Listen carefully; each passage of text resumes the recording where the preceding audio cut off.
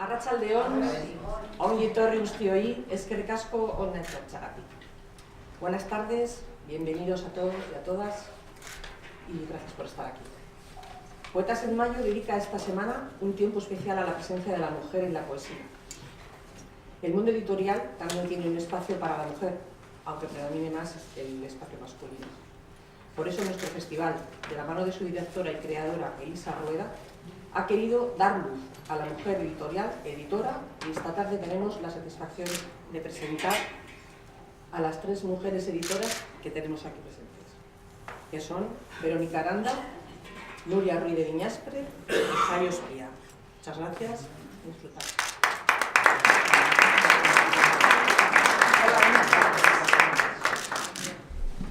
Primero, muchísimas gracias a Elisa por organizar esto y a todo el equipo que le apoya y le ayuda, porque de verdad estoy impresionada con la capacidad de convocatoria que tenéis, porque no siempre el tema de mujer y poesía es un tema atractivo.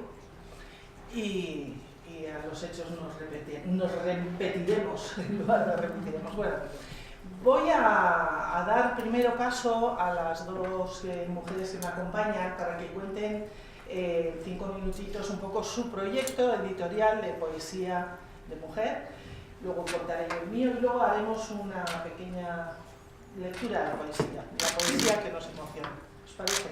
En primer lugar, le paso la palabra a Nuria Ruiz de Viñaspre y ella se explicará y se presentará.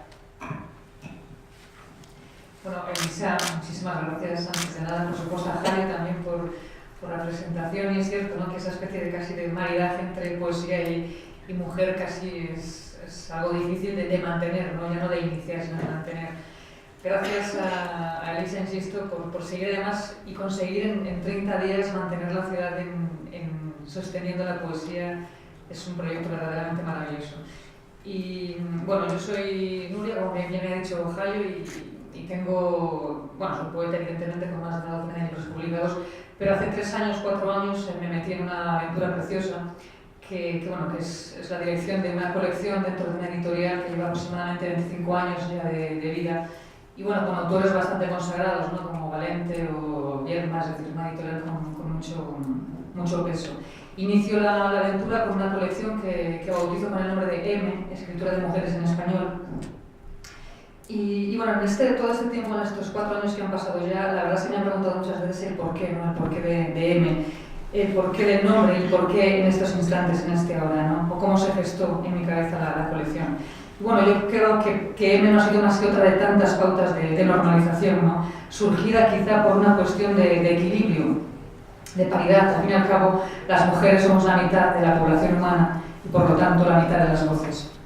M surge evidentemente por esta constante necesidad de visibilidad de las mujeres en el campo literario, por estar dentro de la cultura, quizá para cambiar o ampliar el género en las citas, en los libros, o simplemente para alcanzar aquello que conocíamos como el nombre de capital simbólico, un término que acuñó el sociólogo francés Pierre Bourdieu, y que para él era algo así como el bagaje cultural, ¿no?, la herencia cultural que dejamos a los que vienen detrás. Y desde la cultura clásica, si nos detenemos a pensar, la mujer y el cuerpo femenino siempre han tenido una especie de connotación negativa. El pensamiento de los psicoanalistas introduce la idea de que la mujer es un ser incompleto.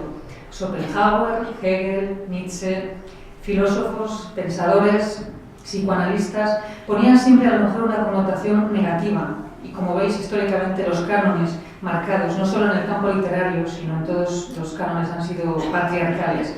Todos los arquetipos nacen de esa posición del hombre que está por encima de la mujer. Y evidentemente en el campo de la literatura no va a ser menos. Es muy patente, ya hay una literatura femenina, igual que existe una literatura masculina. O más concretamente deberíamos decir que hay una literatura escrita por y no de mujeres, y una literatura escrita por y no de hombres, como seres orgánicos o biológicos que somos, ¿no?, como entes. Una literatura que no es ni mejor ni peor que otra, que simplemente están y por lo tanto la una puede ser testigo de la otra y siempre viceversa. Y por supuesto deberían convivir del mismo modo y con la misma visibilidad. Sin embargo, resulta curioso que más allá de Pierre Bourdieu, del que mencionábamos antes, que defendía ese capital simbólico, los estudiosos que mencionan a estas mujeres silenciadas, que han escrito y existido desde siempre, hayan sido precisamente eso, mujeres. Y quiero entresacar aquí algunas ideas de algunas de ellas. En las primeras líneas de, por ejemplo, el famoso libro de Simone de Beauvoir, El segundo sexo, ella dice: no se nace mujer, se llega a serlo. Es decir, no se trata de un biologismo, sino que el hecho de convertirse, de construirse mujer, depende de un compendio de relaciones sociales donde se entretejen los hilos culturales, simbólicos y económicos que dictarán los cánones.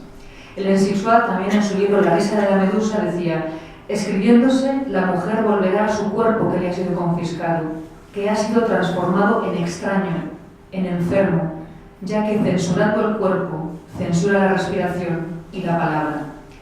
La que escribió, por ejemplo, sobre aquella habitación propia, la famosa Virginia Woolf, decía: es literatura pura, incontaminada, sin sexo, cual sin sexo son los ángeles, refiriéndose un poco a la forma en la que un grupo de escritores ingleses contemporáneos asumía su rol en su momento de la creación. Decía: cuando escriben no son hombres, no son mujeres, se dirigen hacia esa amplia zona del campo que carece de sexo. Sor Juana, por su parte, insistía en que el entendimiento no tiene sexo.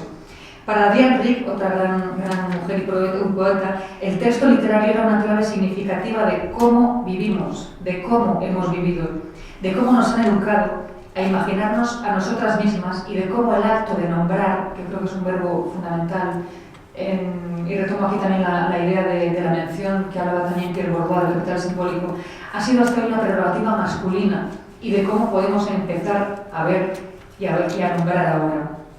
Leer en presente como una mujer contemporánea significa dejar de leer como históricamente habían aprendido a leer las mujeres, ya que cada época parece proponer un modelo de lectura ideal. La amiga íntima de Alejandra Pizarnik, Ivonne Bordeloa, autora, por cierto, de la colección M que estamos llevando, en su libro de ensayo Preguntas al lenguaje decía: hay que escribir para ser, además de ser. Pero cuidado, porque al reflexionar sobre el lenguaje y reflexionar sobre las mujeres puede ser considerado como dos tareas análogas, ya que hay algo central que identifica fuertemente a la mujer con el lenguaje, y es que ambos se consideran presupuestos, se dan por sentados. La mujer está ahí como productora y sostén de la infraestructura del hogar, del mismo modo que el lenguaje está ahí para sostener el armazón de la comunicación cotidiana. Ambas actitudes, tanto mujeres como el lenguaje, coinciden. Ambas son consideradas simplemente como instrumentos, las consideramos como instrumentos, y las mujeres, en gran medida, todavía hoy somos consideradas como instrumentos de servicio o de placer. Un gran error si lo piensan, ¿no? Porque lo que está claro es que ni el lenguaje ni las mujeres son instrumentos, somos instrumentos, ya que los instrumentos son exteriores al hombre, son partes externas, y los instrumentos son herramientas.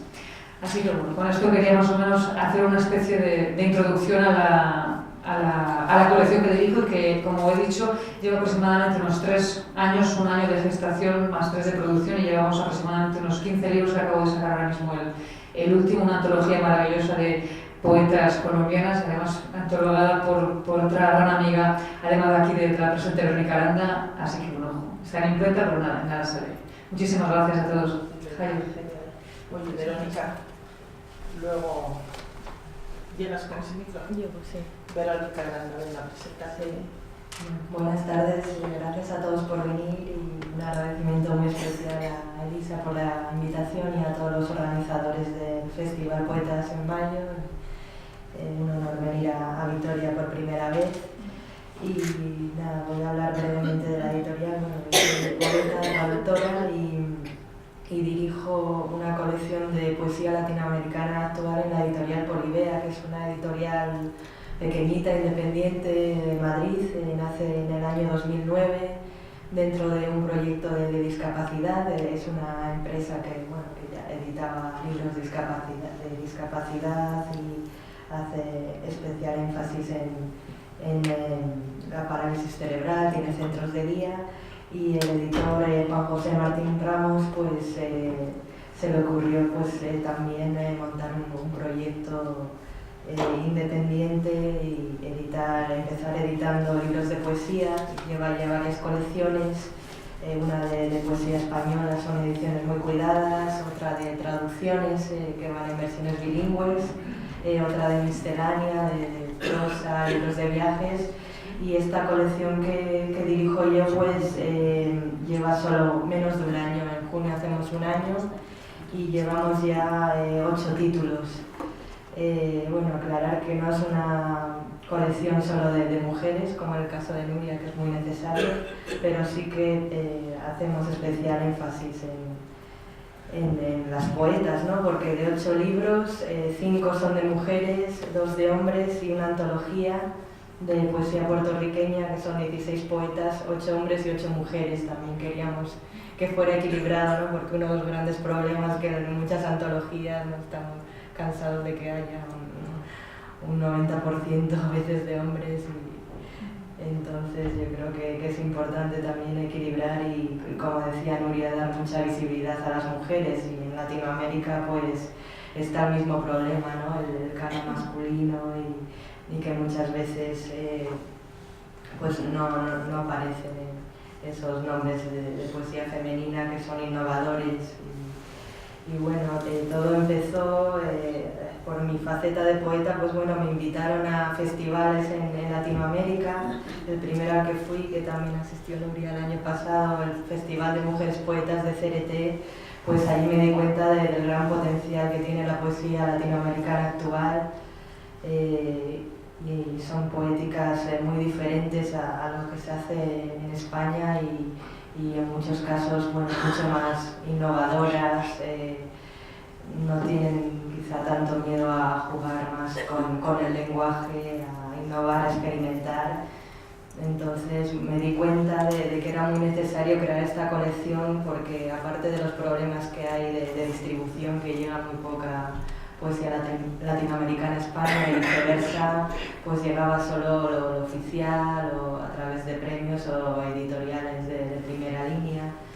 Y había poetas, entonces había poetas importantes y representativas de muchos países, inéditas en España. En los festivales me daba cuenta, preguntaba, pero ¿cómo no habéis publicado en España ningún libro? Entonces ahí fuimos sacando. Entonces uno de los propósitos era ese, publicar poetas que fuera de sus países o en España no habían sido publicadas, y también rescatar libros que ya estaban agotados en el país de origen y que no tenían ya más ediciones.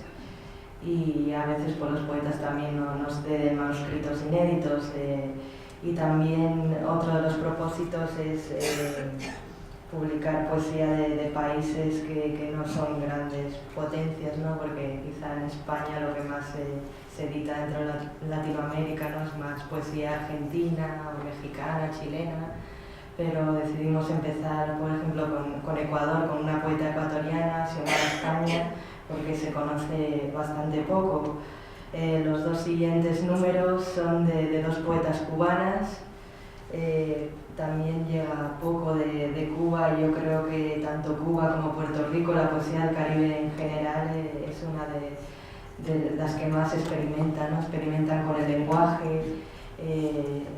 Una de las poetas, por ejemplo, Zurelis López Amaya, apenas había salido de Cuba, entonces me pareció pues, una poética interesante, ¿no? Dentro de esa pureza, ¿no? De no haber salido nunca. Entonces un poco de esa isla dentro de esa isla, y eso por supuesto determina la forma de describir, el imaginario.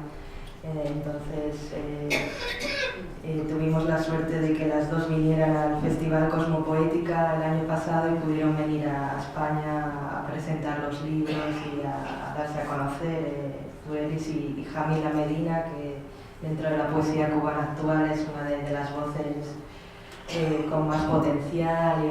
Bueno, ha viajado por algunos países de Latinoamérica, pero que en España también seguía inédita. Luego continuamos con... Sí, bueno, luego leeré algunas de las poetas. Sí. También la idea de hacer antologías, ¿no? Yo creo que era importante, y Puerto Rico porque es uno de los países más desconocidos y más dentro de los poetas más jóvenes pues apenas se ha publicado nada y nos pareció interesante. Y bueno, para acabar, los 2 libros que recién salidos de imprenta ayer y que he traído presentamos ayer en Madrid son de Mercedes Roffé, que me parece una de las voces más potentes dentro de la poesía argentina y latinoamericana actual, y que nos dio este libro, que ha tenido distintas ediciones en Latinoamérica, con lo cual es un honor tenerla en nuestra colección. Y una poeta brasileña, porque también queremos dar a conocer la poesía de Brasil, y en este caso en edición bilingüe, que se llama Clarissa Macedo.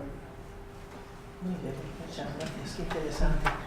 Bueno, ahora me toca a mí pediros disculpas porque hemos empezado tarde por mi culpa, por culpa de una máquina que me ha vuelto loca. Se me ha encendido un piloto de alerta en el coche viniendo y bueno, he entrado en pánico y he conseguido arreglarlo. Bien, soy a fortiori editorial, soy Jayo la espía, pero Jayo porque me llamo Jayo nadie. Y en la espía porque hace muchísimos años llevo preguntándomelo todo y buscando información por todas partes, intentando unir redes y hacer nudos de macramé, así con cierto arte, e intentando hacer sinergias macramentales, y esta es una de ellas, porque me encanta compartir mesa con vosotras. A fortiori editorial era mi proyecto editorial, digo era porque asistís a una primicia. Hoy oficialmente estoy jubilada, dejo de pagar yo mi seguridad social, va a pagarme ahora todo lo que llevo pagado. Voy a empezar a recibir, lo que no quiere decir que a fortiori editorial, como sé yo, muera, porque tenemos más vivo que nunca el proyecto. Es una editorial PIS, pequeña, independiente y soñadora, que publica lo que a mí se me antoja, que tiene que estar en el mundo antes de morirme, y tengo 6 nietos que quiero que lean muchas cosas de las que a mí me gustan, y por eso me dedico desde hace 15 años a publicar lo que se me antoja. Entre ellas está la línea de poesía, que es la Oficina de las Causas Perdidas. Y para explicaros, porque eso lo tengo escrito y así me entretengo menos y puedo hablaros de otras cosas, tengo escrito qué es para mí las causas perdidas, ¿no? Porque normalmente el concepto de causas perdidas se vincula a tirar la toalla y a rendirse, a aceptar lo peor como lo único bueno, pero cuando yo hablo de causas perdidas, yo hablo de la utopía esa a la que se refiere Eduardo Galeano, cuando dice que la utopía, aquello que nos impulsa a caminar, a seguir avanzando, es el combustible que a mí me mantiene la ilusión y la energía necesarias para alcanzar un mundo mejor. Las causas perdidas de a fortiori no son situaciones que no tienen sentido ser respaldadas, sino al contrario, ¿no? Son esas batallas que contra todo pronóstico yo acometo con urgencia, porque siempre que hay alguien en disposición de defenderlas, creo que existe la esperanza de que la situación mejore, por muy desesperada que sea. Y creo con fe ciega en ese tópico de que siempre que hay esperanza hay vida, y yo diría al revés, siempre que hay vida debe haber esperanza. Y el respeto, la justicia, la igualdad, la dignidad y la convivencia pacífica no son asignaturas que se enseñan, sino que son actitudes en la vida que se contagian desde nuestra propia mismidad. Y en eso estoy, intentando contagiar desde la palabra, porque yo no quiero dejar de luchar hasta el último aliento por esas causas perdidas. Y esta oficina, pues precisamente me provee de esas poderosísimas armas que yo creo que son las que nos ayudan a librar esa batalla de alcanzar un mundo mejor. La palabra, ese poder sanador de la palabra, y a ver, que me he perdido, el poder sanador, es que estoy ciega ya, como arma imbatible para mejorar el mundo a nuestro alrededor. Encuentran cobijo todos estos proyectos que hago míos en el instante de conocerlos. Creo en el poder sanador de la palabra y del sentido del humor. Si ya los juntas ya es una bomba. Entonces, ¿a mí qué me pasa? Que me caliento enseguida con todas las cosas que veo a mi alrededor y veo un encuentro, la literatura en el siglo XX, miro el listado, ¡bum! 18 ponentes, 16 hombres, 2 mujeres. ¡Hombre! ¡Ole! Ese mundo, el mundo de la literatura debe ser masculino. El otro día, hace unos cuantos meses, un encuentro de la tecnología. Yo soy muy cacharritos, me gustan todos los cacharritos. La tecnología aplicada a la empresa y al nuevo conocimiento y a tal y cual. Yo que estoy metida con Linux y con Arduino y todo eso, ¡oh, qué bien, qué interesante! ¿Quién vendrá? 36 ponentes. 3 mujeres y 33 hombres ponentes. Monté una página web en ese minuto cero. Monté un pollo de cuidado en Facebook. ¿Qué pasa? Que los hombres... es que luego además viene el es que noísmo. Es que no hay mujeres que puedan venir a dar la charla. Vale, pues si no hay que buscarlas. Entonces cogí el dominio haykebuscarlas.eu, podéis entrar y lo veis, mujervisible.eu, y entonces ahí también voy buscando listados de mujeres astrónomas, de mujeres que pueden colaborar y participar con conocimiento, no porque sean mujeres, porque a mí no me gusta que me inviten porque soy mujer, me gusta que me inviten porque les gusta lo que les voy a contar, o porque creen que tengo algo que aportar, porque si es porque soy mujer, ale que os den, yo me voy a cantar a la calle. Quiero decir que lo interesante no es el por qué eres mujer o es ese... A mí lo que me interesa es la visibilidad. Y la visibilidad en el mundo de la poesía también. El último libro que he publicado es una pocholada, no he podido traerlo porque me he quedado sin ellos, los he repartido por las librerías y antes de la presentación ya tengo que hacer segunda edición, fíjate, porque el autor es un crack. Pablo Müller tiene un cuaderno de viaje, entonces él va tomando notas y he hecho un facsímil del libro de Pablo. Él se llama Javier Bermúdez, pero firma como Pablo Müller. Y entonces Pablo Müller me dice, yo tengo por costumbre, me leo unas 150 libros de poesía al año y tengo por costumbre, después de leer uno de poesía de hombre, buscar uno de poesía de mujer. Y tengo auténticos problemas para encontrar libros de poesía escritos por mujeres. No poesía para mujer, escritos por mujeres. Y eso me enfada muchísimo, porque es verdad que tampoco hay visibilidad en eso, con lo cual el trabajo que hacéis de editar a mujeres me parece fantástico, ¿no? Porque eso sí que merece la pena. Y bueno, otro de los proyectos que tengo en marcha, además de la editorial, es Poetízame, que es poetiza.me, es una página web donde voy recogiendo la poesía que a mí me gusta, la que me conmueve y sobre todo la que intenta cambiar el mundo. Y ahí voy y hacemos poesía en la calle. La primera vez que hicimos poesía en la calle tuve la grandísima fortuna, a mí para eso sí que es verdad, el combustible que me da energía. Hicimos en la calle, enchufando a un bar, pusimos unos palés allí con el tal y con un cantautor y una cosa muy chula, muy bonita, y enchufamos al bar y tal, y a las 9:20 de la noche vino la poesía más importante de todas, la poesía municipal, y nos mandó callar. Y nos mandó callar a las 9:30 de la noche porque molestábamos. Eso a mí es, bueno, os podéis imaginar, una vieja de 60 y tantos años a la que la policía le manda a callar por decir poesía, imaginaos. Entramos dentro, hicimos, evidentemente no nos callaron, así en la calle, claro, pero sí que es verdad que aprendí, por eso soy espía, ¿no? Porque luego fui a la biblioteca a ver, es posible que a mí me puedan echar porque estoy leyendo poesía. No, es que no puedes estar más de 3/4 de hora en la misma calle. Hacía esquinas, si llego a desenchufar por ese lado, enchufar por la calle al lado, podríamos haber estado los 3/4 de hora. Eso os lo digo para cuando hagáis poesía en la calle. ¿Eso es verdad? Es verdad. ¿Es una ley? Es la ley municipal de Bilbao, que para hacer cosas en la calle no puedes estar más de 3/4 de hora, te pueden venir y callar. No sé, las cosas que no, bueno, que yo quería que no molestaban. Además habían salido hasta la luna a escucharnos, o sea, era una noche impresionante. Bueno, pues aquello. Yo, antes de que pasemos a leer, porque a mí me gusta más demostrar las cosas andando y leyendo, y tengo muchas ganas, me encanta leer en alto, además. Eso que hacemos a los niños cuando son pequeños, que luego no se lo hacemos más, que en lugar de contarles cuentos, les contabilizamos lo que leen, que es... nos hacemos contables de sus lecturas, y eso hay que romperlo también, como ¿no? Ahora ya se me ha ido. El derecho a leer en alto, en voz alta, y que te escuchen. A mí me encanta leer en voz alta. Pero yo reivindico, estos los iba a dar, pero os daré luego los que he traído ahí, porque estos son... reivindico un deporte que yo llevo practicando ya tiempo, que es el lanzamiento del libro modalidad edición independiente. Y agarraros la cabeza, tapaos porque voy. ¡Ay, Dios! ¡Va! ¡Va! Pero eso es una poesía municipal, ¿eh?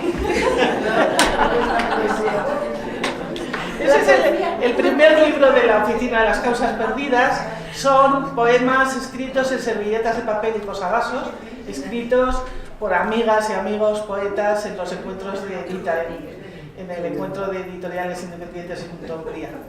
Y eso. Bueno, podemos empezar a leer. ¿Y ahora qué lees? ¿Ahora qué lees después de esto? Pues podemos hacer una. Yo puedo empezar, si queréis, por uno que os va a gustar a todos y a todas. Bueno, un aplauso te merece.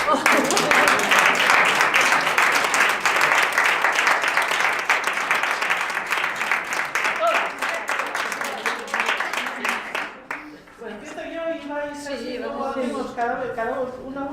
Si cambiar de voz parece que no, pero ayuda también, ¿no? Voy a leer uno de Leire Olmeda. No he tenido el gusto de editarla, me encantaría, pero no sé, porque claro, es muy buena y claro, editar en la Fortieri es muy arriesgada. Leire Olmeda es concejala, además es una mujer muy implicada en el Un Mundo Mejor. Se llama Capítulo Aparte y me gusta empezar con este porque da un poco también la idea de cómo concibo yo también esto, ¿no? En el colegio nos enseñaron por qué no son importantes los asesinatos de las mujeres, pero sí los de los hombres. Las feministas nos obstinamos en no entenderlo. Estaba muy claro. Nos enseñaron la vida de los pueblos, su gobierno, sus jerarcas, sus guerras, economías, revoluciones. En Capítulo Aparte íbamos nosotras. La mujer en Grecia, la mujer en el antiguo régimen, la mujer en la revolución industrial. Nosotras éramos capítulo aparte. No éramos pueblo, no éramos jerarcas, ni dinero, ni guerra, ni revolución. Más claro aún nos lo explicaron al hablar de la democracia. Se llama sufragio universal al voto de los hombres. Ellos son el universo. A nuestro voto lo llamaron voto femenino. Quienes nos matan, quienes lo toleran y quienes lo fomentan, tienen muy claro que no es terrorismo matar a quien solo es un capítulo aparte, quien no es como ellos. Un aplauso para ellos.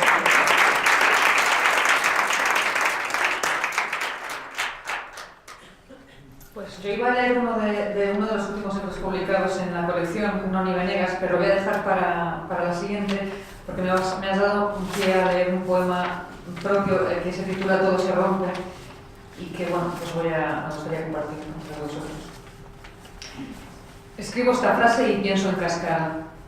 Toda rotura es una debacle, y fíjense si se rompen cosas al día. Se dobla la tarde y el árbol. La tarde rompe en dos lo que fue del día y el árbol se dobla de viejo. Se rompen las horas en las tardes dobladas y nosotros rompemos en llanto para apuntalar el día. Rompen colores el pincel en el lienzo y hasta el desdibujado hueso se rompe en el cuadro. El olor de un helicóptero rompe el azul del cielo en una hora exacta, rompiendo rutinas en lata y cabezas en locos. Se rompe el amor y el desamor rompe a llorar. Se rompe la flor y se dobla su tallo. Todo es muerte dentro del jarrón. La cadena alimenticia se rompe cuando vacas y peces se rompen en boca hasta llegar al estómago. Vertedero donde un niño rompe a llorar y la madre rompe su pecho. La bolsita de té se rompe en la taza y hasta yo misma me rompo en las horas altas porque toda silla se rompe para ser lo que fue, en astillas. Y hasta estas rompen en fuego, porque el fuego corrompe a lo alto del ancho. Y es que todo se rompe. Lo dicen los libros y lo dice la vida. Todo, hasta el lenguaje. El no rompe al sí. Y no es siempre viceversa. Todo se rompe. El predicado rompe al sujeto y miren si al mundo lo habitan sujetos. Todo se rompe. Las olas, las piedras, las células, las casas, las suelas de los zapatos. Se rompen las madres al parir a sus hijos y hasta hay veces que el padre rompe a esa madre. Todo se rompe. Menos las férreas fronteras, las líneas con fines limítrofes, lo cual es ya en sí mismo otra debacle. Por eso escribí 40 líneas antes sentir esta frase: toda rotura es una debacle, porque la vida se rompe a su paso y porque pocas cosas de las aquí referidas son recuperables. Fíjense si tanta debacle da para un debate. Gracias.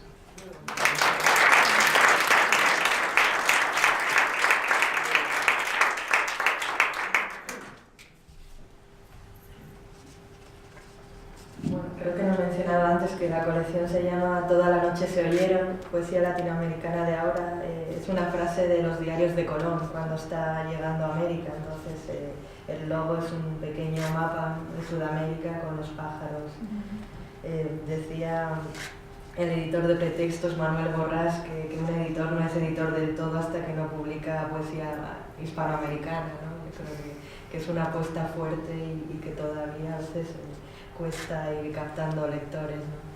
Voy a leer un poema del primer libro que sacamos de la poeta ecuatoriana Xiomara España. Se titula Construcción de los sombreros encarnados, música para una muerte inversa, y es un homenaje a Muerte en Venecia de Thomas Mann y a la película de Visconti como una reconstrucción, y habla desde la voz de Aschenbach, de protagonista. Entonces me parece bastante experimental y una poesía con mucha fuerza, muy contundente. La escritura es un bien irreversible.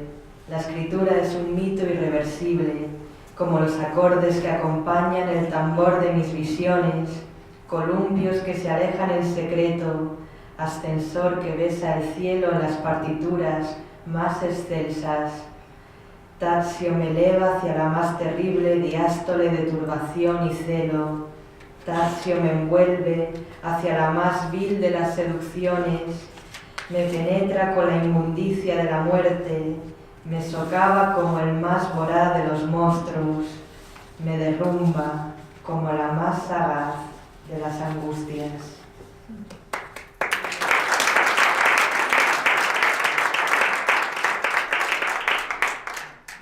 Bueno, yo quiero leeros.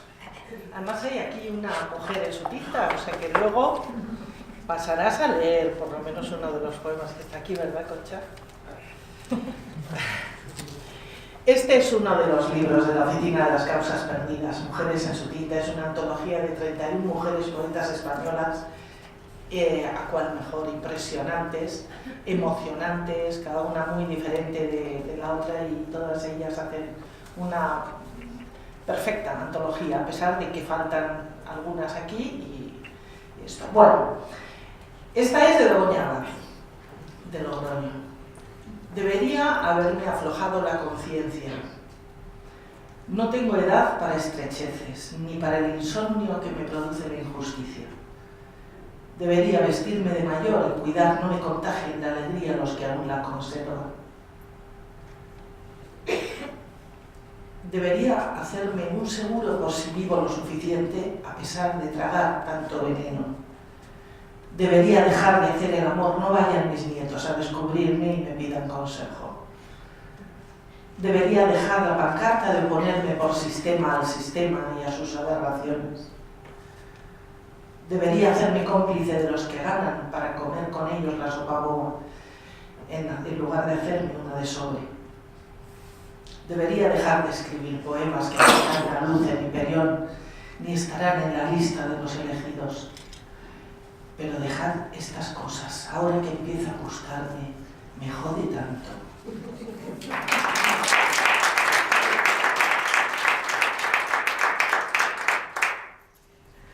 Bueno, ahora sí voy a leer uno de los poemas de Noni Venegas, que es un libro que fue premio Esquio de Poesía, publicó en 2004 y bueno, en el año ganó el premio, y bueno, como era un libro ya también muy difícil de conseguir porque estaba descatalogado, pues sí que me gustaba también en la colección recuperar este tipo de títulos, ¿no? Que ya casi no tienes acceso a ellos. Y bueno, este es un poema que me impactó muchísimo, sobre todo leído por Noni, que es una poeta argentina que también, no sé si lo he dicho antes, comparto con Verónica, que no solo publicamos a mujeres españolas, sino también hispanoamericanas, ¿no? En este caso, aunque está afincada en Madrid desde hace años. Este poema que voy a leer, insisto, es como una especie de multiperfil de lo que puede llegar a ser una madre, ¿no? Todos los perfiles que puede haber.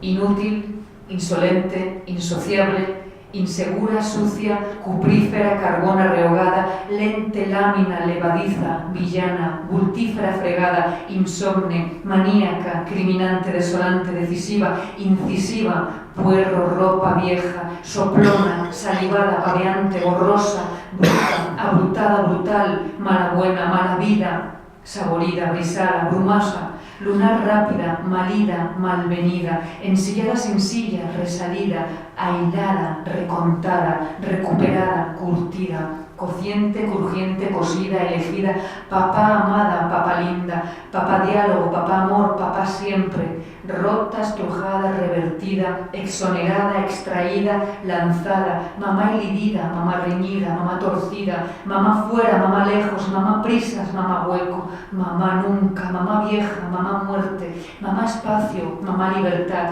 mamá voz, mamá riente, mamá doliente, mamá perdón, mamá por favor, mamá ruego, mamá compra, mamá visora, mamá idea, mamá recupera, mamá sobras, mamá guiñapo, mamá momia, mamá queja, mamá sino, mamá amante, mamá tarde, jardín ido, recogido, jardín jarcias, jamases, jardín asido, hilo, jardín luna, riela, lúdica carpa, suena, charco estrella, jardín tramo, trance.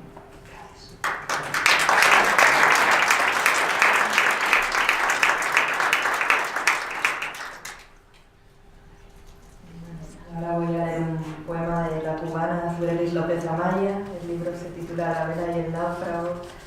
Y yo creo que, bueno, que la poesía cubana, caribeña en general, hace énfasis en esa idea de insularidad. A la vez, bueno, en Zurelis está también lo social ahí implícito y esa claustrofobia, ¿no? Ese síndrome de Estocolmo de isla, ¿no? Una poeta que solo ha salido 2 veces de Cuba, entonces yo creo que ahí esa poética está muy determinada por ese espacio tan reducido que es la isla y muchas veces es solo la ciudad de La Habana. El viaje es apenas un movimiento. Voy hacia el tren que disipa mi círculo.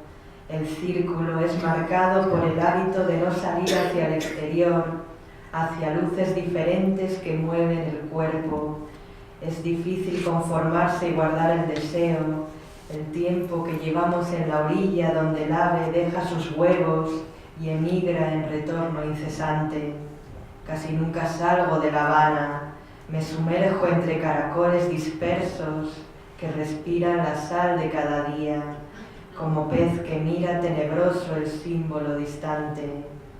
Aparto el frágil discurso, extraño la isla con sus muros y ciénagas. Ellos soportan la huella del caminante y del animal. No sueño despierta sobre la isla. Salgo hacia la ventana y miro la plaza de siempre con su brillo empinado. Miro el infinito de los hombres, recorro sus costas con la ternura del que llora y cree en el mañana. Pienso en el color de mi sangre inmersa y repetida por los años, revolviéndose en mi cuello hasta sentir que no se zafa uno de la isla, que no abandonamos la bandera por los sueños de conocer el mundo. La isla es el sueño marcado del que añora.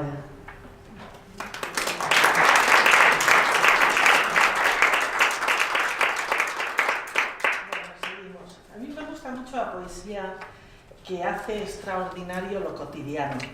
Yo lo llamo la poesía de lo cotidiano, esa mirada poética de las cosas que parece que si no nos detenemos ni nos damos cuenta de que están sucediendo, ¿no?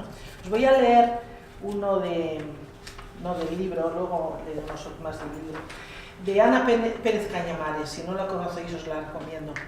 ha ganado varios premios, o sea, los premios no dicen nada, es solo un reconocimiento ajeno. Pero sí que es verdad que es una grandísima poeta, es una mujer además también muy comprometida.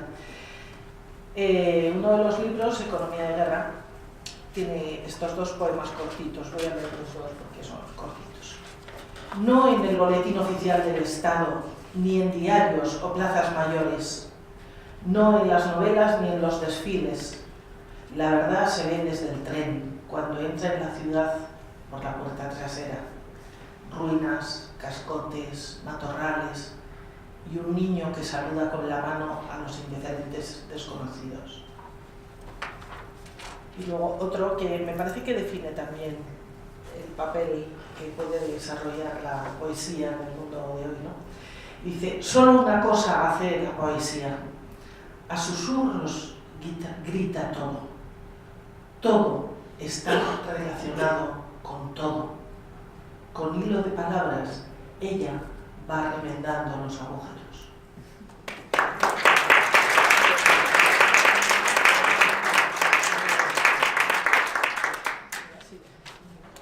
Bueno, pues yo voy a leer porque Javi la verdad es que me da como mucho pie a cambiar el orden. Voy a leer un poema mío que está dentro de uno de los libros que está en la mesa, La Zanja, que bueno, que ganó un premio hace un año o dos, no recuerdo, el año pasado creo, es César Simón y bueno, es un poco un libro desfragmentado y que rompe un poco el lenguaje, ¿no? Lo que decíamos antes, ¿no? Que incluso hasta el lenguaje a veces se rompe. Se titula Pájaro litúrgico que estás en los cielos. Rara avis que estás en los cielos, santas heladas sean tus alas, vengan a tierra tus huesos, hágase tu fuerza en volutas, así en la tierra como en el infierno. La sed nuestra diaria la apagarían tus labios, bla, bla, bla, que nos libres del bla. Perdona la carne deudora y cuanto circunda el pecado. No nos dejes caer en tu abismo. Todo horror y toda gloria, por los ciervos de los ciervos. Amén.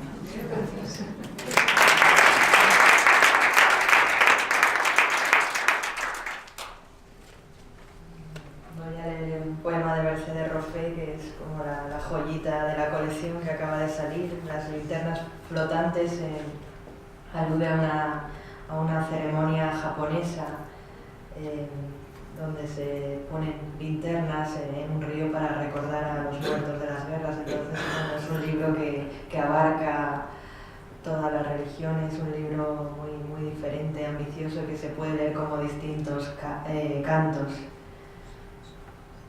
El amor será el cuerpo lo que da contemplación al alma, ese sosiego, esa intuición de todo en el instante, ese relámpago en el que lo real se revela acorde con su eco, la suspensión fugaz que presiente todo y todo lo comprende, será aquel hiato en el fluir del tiempo, el único hogar y patria verdadera, hogar y patria, llamo así al poseerse, al mirarse y verse reflejado en un agua confiable y serena, cuerpo de luz, cuerpo de bien, hiperbólico pétalo bogando entre una y otra ribera, y si no son dos las riberas, y si todo es uno, y si no son dos ni uno sino un glisando de espejos hacia y desde la luz, o el fango, cada estación con su afanoso demiurgo, más confundido que cruel,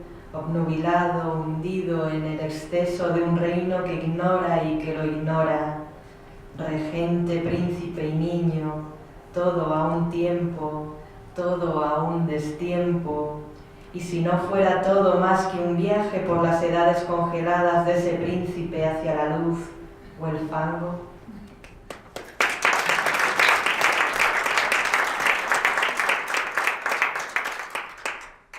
Bueno, un poema de una mujer joven también es Vanessa Pérez Sauquillo, que es del libro Bajo la lluvia, la que conocemos. Sí, conocemos a casi todas las que están leyendo, en un mundo muy pequeño, muchas son amigas. ¿Estamos? Están Están viniendo al festival, ¿ves que bien? Claro. Bien, este es mi contestador automático. Para herir, simplemente marque 1. Para contar mentiras se me crea, marque 2. Para las confesiones trasnochadas, marque 4. Para interpretaciones literarias producto del alcohol, marque 6. Para poemas, marque almohadilla.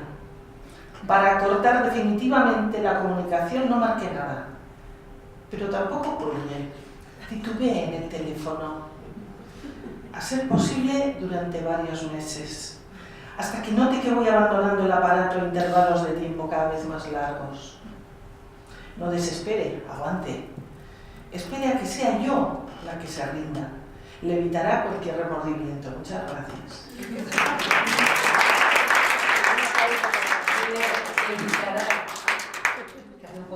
Sí, le evitará.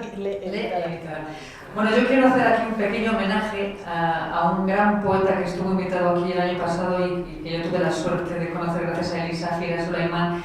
Y que bueno, fue una historia realmente muy bonita porque a mí me impactó muchísimo su poesía. No deja de ser una poesía que habla de la guerra, pero esa es su cotidianidad, ¿no? Que vive en Nueva York.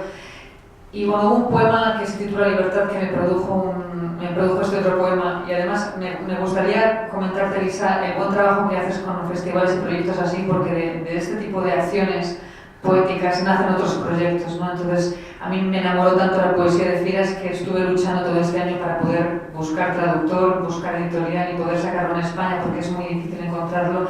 Y gracias a Verónica Aranda, gran traductora, y a una editorial muy reconocida también en Madrid, pues en Zaragoza, perdón, sacaremos el libro no tardando, así que estoy muy emocionada. Esto de los festivales que te llevan a otras redes es maravilloso, ¿no? Y el poema es este. Cuelgan de las cuerdas de la del quinto 2 filas alargadas de prendas huecas, fiel cordel ese tendal que sostiene los calcetines de la hija muerta. Los trajes de sus pies dormidos ardían como banderas negras, falsificando un viento con olor a ropa viva. Pero aquella lluviosa tarde, elevadas con el dolor del látigo, las lágrimas de las cuerdas de la del quinto saltaron las del cuarto, como una lluvia mecida por prendas de acero. Entonces estalló la guerra y se detuvo el viento. Los calcetines se precipitaron hacia el suelo de la realidad. Ahí entendió la del cuarto que la hija de la del quinto había muerto. Los tendales son síntomas de vida, indicios de muerte. A Figueras Sulaimán.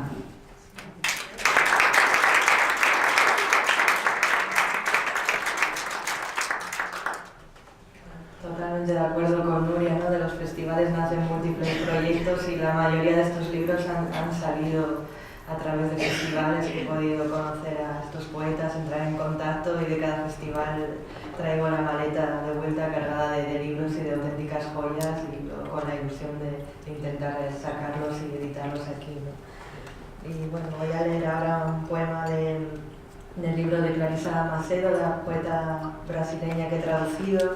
Nos dimos cuenta también que en poesía brasileña hay muy poco, y lo que se conoce pues son poetas que ya han fallecido, ¿no? Como Herido Ivo, como Drummond de Andrade. Entonces era necesario dar a conocer las voces más jóvenes y lo que se está haciendo allí, ¿no? Es un país muy interesante con tanto mestizaje.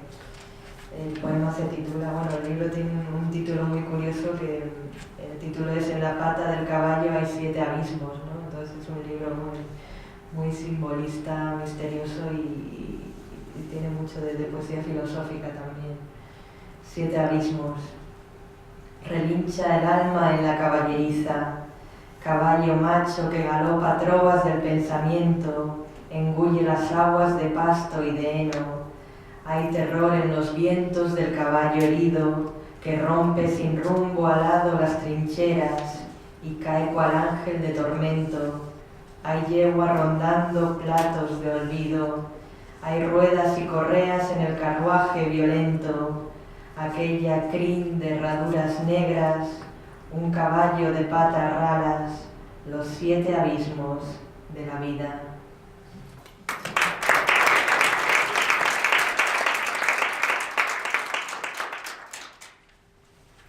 Bueno, yo os traigo aquí un poema de otra poeta a la que me gustaría también editar, que es Itziar Mínguez, de La fábrica de sueños. la fábrica de sueños. Le hubiera gustado llevar gabardina y un sombrero, atarse el cinturón con un nudo certero, preciso, como un puñal en el vientre. Le hubiera gustado caminar sin paraguas, bajo la lluvia insistente, con unos tacones de vértigo, esquivando los charcos, con la maestría y elegancia de Ingrid Bergman. Subirse a los cuellos de la gabardina, encender un cigarrillo que aguantara los embates del agua y del viento. Pero hace un sol de justicia y cuando llueve, nunca llueve a gusto de todos.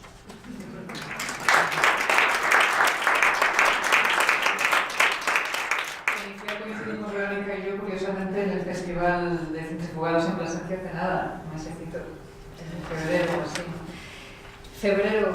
En febrero, saliendo de ese festival, me llamaban de Logroño porque mi padre, que estaba enfermo, había recaído y bueno, volvió a retomar un poco la vida y consiguió mantenerse vivo hasta un 13 de abril que falleció y casi de modo y con mano automática escribí un libro entero que se titula Células en Tránsito y que si quizá no hubiera sido por la escritura hubiera entrado en barrena o algo, ¿no?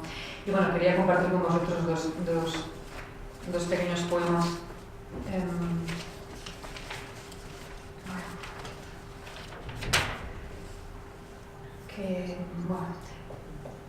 ¿Cómo espera uno la muerte del padre?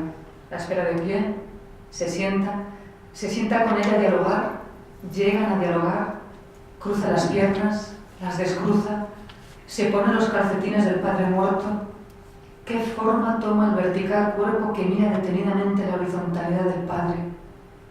Firmas papeles que dicen que le transfusionan, pero esa sangre mezclada no llega. Células en tránsito, papeles en tránsito. Qué alquímico es todo y a la vez cuánta fisicidad hay en ese todo. Y bueno, este poema le tengo un cariño especial porque esto es una cuestión ya más íntima, porque somos 3 hermanas y recuerdo una vez en el hospital, aunque pasó poco tiempo en el hospital, pues una de mis hermanas, la pequeña, pues le afeitaba y a la mañana siguiente le afeitaba yo y así, y él se entretenía y le cambiaba el giro de la cara y sonreía porque le hacía cosquillas, ¿no? Y entraba una luz muy particular en la habitación. Un rayo de luz afeita el sueño del padre y la cama se hace cuna. Al día siguiente ese mismo halo trasquila su trasquilada mente y el mentón se le atardece. A la mañana siguiente el tumbado rayo barre nuestros sueños y el techo de la habitación nos mira fluorescente y calvo. Es el tiempo, me digo, que nos pasa el testigo de la indecible muerte. Mientras, la luz incandescente cae y parte en dos la habitación, destapando cielo arriba, tierra abajo. Gracias.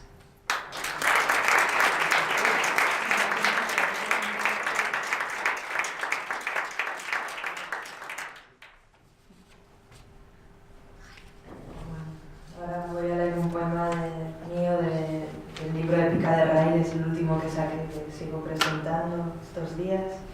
Y bueno, ahora que por suerte se está rescatando a las Sin Sombrero, a las escritoras de la generación del 27, este poema es un homenaje a Zenobia Camprubí y es como si se hablara en boca de Zenobia. Zenobia Camprubí toma un tren una tarde de primavera. Me he marchado en silencio y la tarde de mayo me ha colmado de lilos. La casa era asfixiante. Juan Ramón persistía en el enclaustramiento.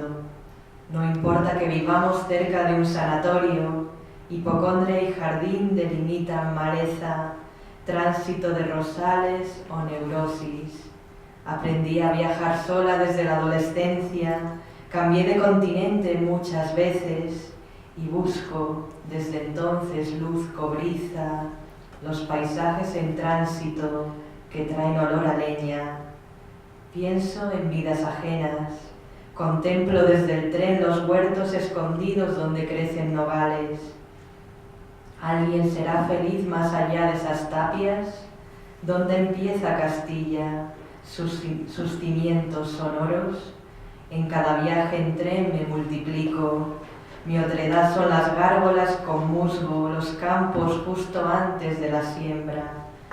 Se quedó en un boceto mi escritura, no aspiré a mucho más. No fijé desde el tren rayos de sol por los acantilados. Traduzco algunas noches a Tagore, busco en su panteísmo ese manglar inmenso donde siempre es verano y alguna otra epifánica certeza. Se ha detenido el tren y lanza carbonilla. Nací para ordenar una gran obra. Conocí a Juan Ramón y llegué al ideal a través de sus versos. Él cada tarde inventa la nostalgia.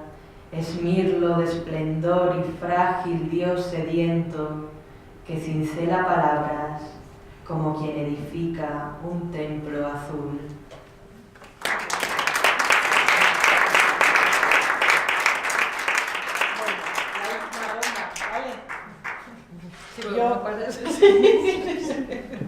Y voy a terminar con la que toca con Leire. Sí. Leire Olmeda tiene uno, higiene íntima.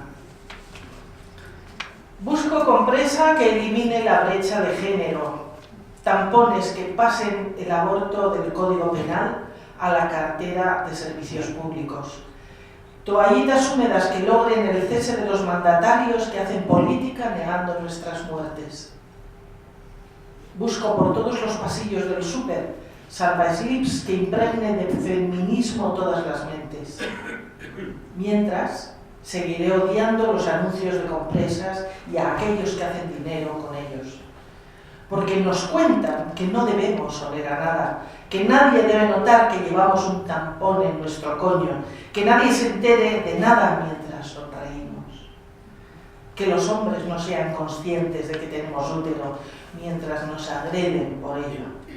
Que los hombres no se enteren de una existencia diferente, de que ellos no son el centro del universo, que ni son su principio ni su fin. Que nos molestemos a los propietarios del espacio público siendo mujeres, no sea que se enteren de que aquellas que sangramos estamos en lucha para lograrlo todo.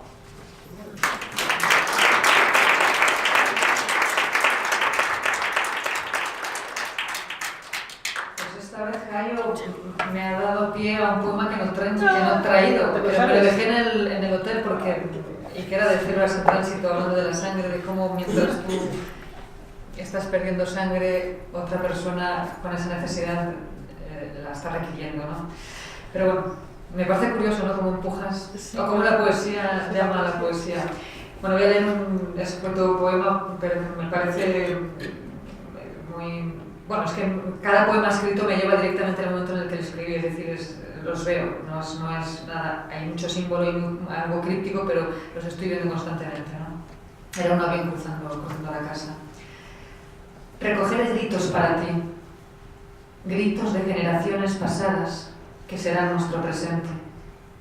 Y mientras te digo esto, un avión grita sobre la casa y lanza un fardo de pájaros sobre una tierra sin hojas. Gracias.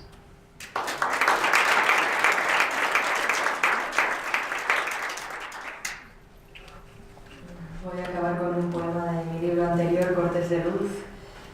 Se titula Oficios y me hizo ilusión porque lo musicalizó una cantautora, Inés Fonseca, sacó un CD todo de poemas de mujeres poetas españolas y pues aparece también Noni Venegas, musicalizados, y curiosamente dijo que era el primer CD solo de poetas mujeres que se hacía. O sea, hay unas carencias también en la música, ¿no? Muy grandes. Oficios. Pasaban las muchachas con cestas de granadas, supe de los oficios más humildes, y abrazarte en la aurora fue perder la partida de ajedrez, sacrificar la sombra del baniano, donde estaba el asceta sosegado en sí mismo. Te sostuve insegura bajo el cuarto creciente, y amarte fue también mi oficio más humilde, como trenzar el mimbre o moler el centeno, cuidar de los rebaños, picar piedras, ser barquero en un río caudaloso. Y amarte fue también mi oficio más humilde, como el del mercader de marionetas en un poblado árido o el lastre de los porteadores de estación, y amarte fue también mi oficio más humilde, como tejer guirnaldas durante 30 noches, ser acróbata en ferias polvorientas, o intuir otras vidas por algunas monedas en la choza precaria del astrólogo ciego.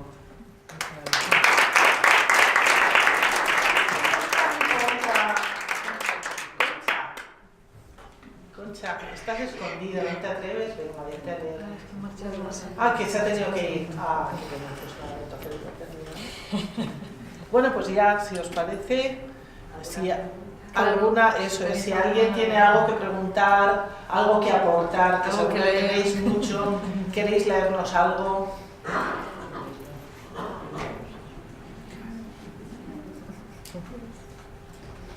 Como poetas, como editores. Hay una mano. Sí, a la hora de editar, ya habéis comentado algo, ¿qué ideas tenéis? ¿Qué es lo que os... qué poesía os gusta? ¿Cómo os planteáis? ¿Edito este libro, este no? ¿Este sí, este no? ¿Cómo filtráis todo eso? Ya lo he dicho, o sea que vosotras, yo, a mí lo que me pone, yo le doy 2 párrafos a lo que recibo 3 correos al día de futuros Cervantes y bueno, y de ilustradores, claro, se reciben muchísimo, ¿no? Y yo intento contestar a toda la gente que se me dirige con educación, que me saluda, que me manda un correo, buenas tardes, buenos días, he mirado la editorial, creo que tengo un proyecto o algo que pueda encajar, porque encima a esa gente le contesto. Normalmente le doy 10 líneas, 20, si me emociona y me atrapa, bien, si no, lo siento, pero si a mí no me interesa, si a ti, es que no te interesaba a ti, que lo estás escribiendo, ¿por qué me va a interesar a mí, no? Es que te emocione, eso, que te capte. Y ahí es muy personal, claro. Bueno, yo fundamentalmente, como todos evidentemente, buscamos calidad en los libros editados, en las poetas, en las autoras, ¿no? Pero claro, esto es muy subjetivo. Es subjetivo incluso desde el punto de vista como poeta, porque evidentemente a mí me va a llegar más a lo mejor un libro que se acerque. Ahí hay una línea peligrosa, tienes que separarla, porque a veces si no te ensucias, ¿no? Digamos, ensucias con tu propio modo de escribir o de escritura o los mensajes que quieres enviar con la poesía que te llega, ¿no? Pero fundamentalmente para mí la poesía es algo útil. Busco una poesía que sea útil, fundamentalmente. No hablo de una poesía que denuncie o que hable de cómo está el mundo, pero que tenga una utilidad, que sirva para algo, o sea, que no sea una especie de escribir por escribir, es decir, filtrar un poco también.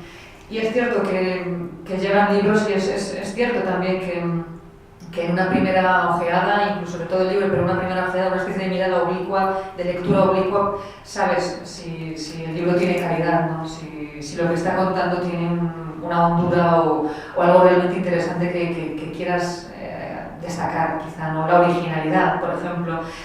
A mí, por ejemplo, las frases o las construcciones imposibles me fascinan, pero claro, tienes que alejarte de lo que a ti te gusta, porque si no limitas un poco, cercenas un poco todo lo que te entra. Pero bueno, supongo que fundamentalmente calidad. Sí, totalmente de acuerdo. Yo creo que hay que poner un listón de calidad y bueno, también eso, ¿no? De la poesía estamos acostumbrados a leer muchas, enseguida se ve tras una primera. Sí, yo creo que también es importante que además de un editor que además de editor es poeta, creo que tiene mucho ganado, ¿no? Porque la mirada, para mí la poesía es una actitud, también es un modo de mirar la vida, ¿no? Un modo de estar en el mundo, ¿no? Entonces creo que ahí ganamos mucho la partida, ¿no? De la misma manera que hay editores que han sido diseñadores y se nota una barbaridad.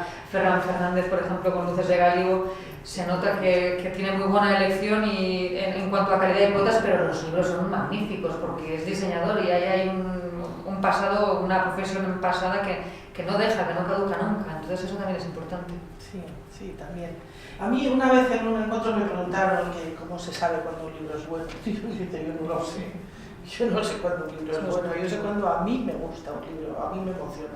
Ese es el asunto. Y yo creo que sí que se diferencia o se distingue si la persona que está al frente del proyecto editorial es buena lectora o no lo es. Es decir, si, o sea, hay editoriales que tienen personas que quieren sacar libros como churros, dar el pelotazo, ponerse lilas a vender libros y otras editoriales que lo que quieren es eso, poner en el mundo libros cuidados y con ese tipo de proyecto editorial comprometido, el que sea, porque no tiene por qué ser. Y eso ahí se nota, si son personas cultas, personas que han leído, que conocen y que tienen, por si se nota mucho. Luego en la forma incluso de presentar los libros que editan. Bueno, además creo que hay algo importante, evidentemente la calidad no es efímera, es decir, un buen libro no caduca, es como la música clásica o la música buena, no caduca, la podemos estar escuchando ahora mismo ahí en Morrison o el Requiem de Mozart y no, es completamente contemporáneo, porque lo que tiene calidad, es decir, que lo que no tiene calidad cae por su propio peso, ¿no? Entonces también eso es una garantía del tiempo, digamos, ¿no? Una especie de... A veces no. Debo decir que cuando yo estaba lanzando un libro que a mí me parecía imprescindible, Belén Esteban había vendido 1,5 millones de libros. Claro, sí. Y no había caído. Me acabas de tirar por tierra mi... Completamente. Es verdad. Las ferias del libro en Madrid el año pasado... Marwan tenía una cola. Bueno, y Marwan, pero había... Yo no sé si Belén Esteban o no sé qué, unas colas impresionantes. Luego estaba a lo mejor, no sé, Manuel Vicente, que es que estaba aburrido ahí. Sí, estaba solo en la casa. Al conseguir además una mesa en la Feria del Libro de Madrid, una editorial pequeña, PIS, como la mía, y tener a un autor ahí con el director de Cultura de la Vanguardia, Albert Llano, que escribe como wow, maravillosamente. Bueno, y ahí mirando... y la cola de Belén. Entonces dices, Dios mío, ¿qué estamos haciendo mal? Yo sé que, bueno, que eso debe ser así. Quiero decir, que yo no publico para grandes... Eso sí, las lecturas breves para el váter he traído algunas, porque yo también elijo, son miles de datos completamente inútiles, pero que te pueden hacer ganar más de una apuesta. Y esos dos esos se agotan en cuanto los saco. Y yo elijo, pongo ahí poesía, la que me gusta, la que me divierte, episodios del Quijote y relatos de mis amigos y amigas escritoras, ¿no? Y entonces eso sí, eso se sostiene, a pesar de ser lecturas para el debate, para el WC, ¿no? ¿Alguna pregunta más? Sí, yo os quería preguntar un poco sobre el tema. Cuando hacéis una poesía, que si seguís algún tipo de... No sé, yo tengo una educación respecto a la poesía, ¿no? que igual es como anticuada, es un poco como del estilo de Rubén Darío y un poco en este estilo, pero me refiero a la forma en que creéis la poesía.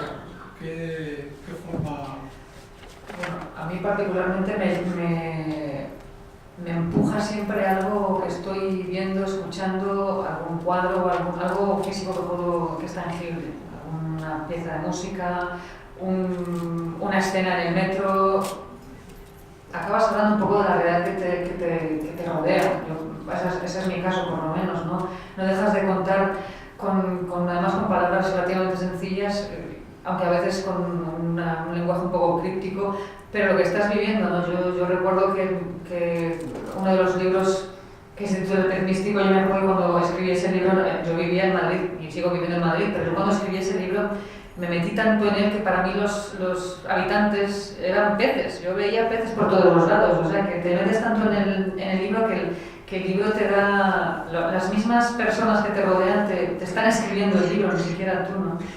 Bueno, yo también soy partidaria de dejar un poco la mano suelta, es decir, incluso también a veces una escritura automática y sobre todo ejercitar para escribir. Yo creo que ese sería no el consejo, pero por lo menos en mi caso yo escribo a todas horas.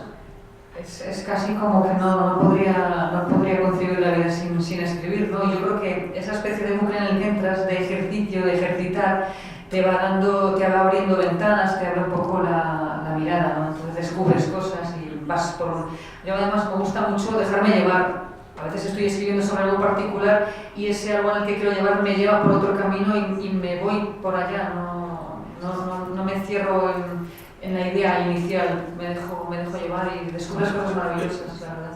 Sí, un poema es como una inmersión, ¿no? Sabes cómo empieza, pero no sabes hacia qué caminos o derroteros te va a llevar. Yo en mi caso me considero una poeta bastante clásica en esencia, es decir, escribo con métrica, ¿no? Poetas que escribimos aún con métrica, en nuestro caso un verso libre. Y para mí la métrica a la hora de comenzar el poema es importante porque el propio ritmo del poema me va guiando hacia el siguiente verso. Entonces, bueno, empleo bastante, no sé, decasílabos, heptasílabos, alejandrinos de 14 y pues esa combinación. Yo creo que la poesía se escriba o en verso tiene que ser musical, no sencillamente. Tiene que tener un ritmo, una música, trabajar también las posibilidades sonoras de la palabra. Bueno, es que están evidentemente unidas, la música y la poesía, son uno. Desde que el mundo están inseparables. Es que a mí lo que me pasa es que, por ejemplo, yo igual leo una canción, igual algún verso de esa canción me lleva, por algún motivo, igual la canción en sí no me gusta, pero lo que es el verso en concreto me lleva a pensar en algo que quiero decir, y es cuando me sale alguna, o sea, a mí me sale más en plan estrofas, más en plan de poesía, como decía ella, de Alejandrinos y cosas así, más como versos cortos, no tienen... Claro, pero eso también es la comodidad en la que se encuentre uno, ¿no? O lo que uno quiere comunicar. Eso creo que son formas, ¿no? Que me refiero que no está clasificada la forma en concreto de expresarlo. En mi caso no. En mi caso yo soy muy ácrata en ese sentido, no me atrevo con todo. No sé si a veces hasta demasiado, pero me atrevo con todo. Y a veces creo que es bueno aventurarse porque te lleva a precipicios maravillosos.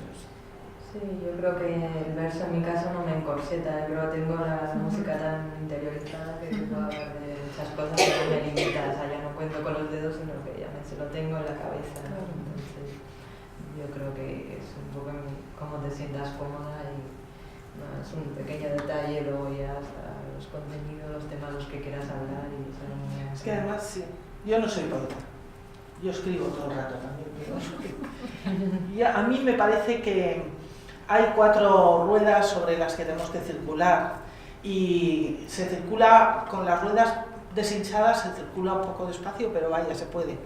Con una rueda pinchada, y entonces las 4 ruedas son leer, escribir, hablar y escuchar. Y son las 4 formas de palabra que tenemos que trabajar en todos los sentidos.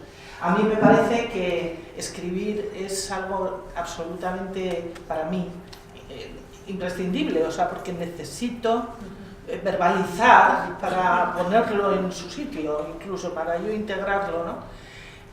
Otra cosa es que luego lo enseñes, o lo hagas para enseñarlo, o lo hagas, o sea, tu ego se alimente de que te lo digan, de que te digan qué bonito es, o tú simplemente lo dejas en un cajón y meses después dices, ostras, pues tampoco estaba tan mal. Pero, quiero decir, escribir ha de ser algo tan fluido como el caminar, hay veces que caminas para ir a un sitio y otras veces caminas porque te gusta pasear y disfrutar de lo que es. Y esto es igual con la palabra, ¿no? Creo, no sé, o no. Además es un juego precioso. Jugar con las palabras. Alejandra Pizarnik jugaba con las palabras, las descolocaba y hacía malabarismos, lo cual por aquel entonces también era una experimentación. Y la verdad es que para mí particularmente todo lo que sea experimentar con el lenguaje y la palabra me gusta mucho. Creo que Elisa está de la esta que se me No, yo estoy encantada. ¿Estás bien? Sí. Bueno, pues nada, venga, alguien más, se anima alguien más. Van 2 hombres, hace falta una mujer que pregunte algo o que comente algo, que venga aquí a leer. Y alguno de los libros también tenemos aquí para vender, porque estáis interesados, sí. o echarles un ojo más. Venga, animados, no se anima nadie, ¿eh? Bueno, pues nada. Pregunta tú. Pues entonces sí, pues Bueno, muchísimas gracias, Elisa. Y a todos.